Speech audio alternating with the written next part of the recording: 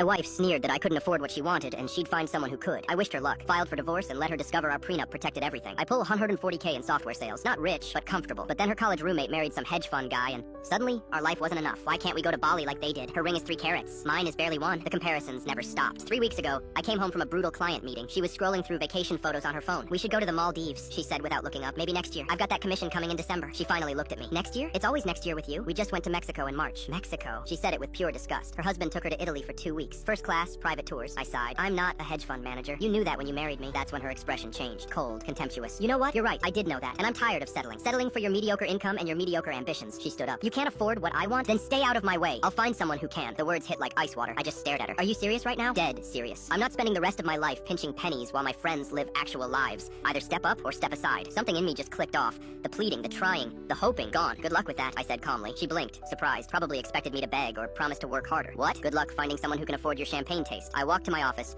pulled out the file folder I'd hoped I'd never need, and called my attorney. By morning, I handed her divorce papers with her coffee. We're done. My attorney will be in touch. Her face went through confusion, shock, then rage. You're divorcing me over one argument? No, I'm divorcing you because you told me I'm not enough, and you're looking for someone richer. That's pretty clear. I was just upset. You told me to step aside so you could find someone else. I'm stepping aside permanently. Here's what she didn't know. We had a prenup, a solid one. My lawyer uncle insisted on it before the wedding. She'd signed it without really reading it, too excited about wedding planning. Before we met, I'd inherited 280K from my grandmother and invested it well. By the time we got married, it had grown to 420K. That money stayed separate. The prenup protected it entirely, plus my startup equity from before we met. She'd been looking at our total net worth, around 700 to 80K combined, thinking she'd walk away with half of everything. She had no idea. At mediation 2 weeks later, her lawyer started strong. My client is seeking a 50-50 division of all marital assets, including investment accounts, retirement funds, and home equity, plus $3,000 monthly spousal support. My attorney slid a document across the table. Prenuptial agreement signed by both parties 6 years ago. Her lawyer started reading, then stopped. Read it again. His expression shifted. You signed this? He asked her. Yeah, like 6 years ago before the wedding. It's just standard stuff, right? Did you read it? I mean, I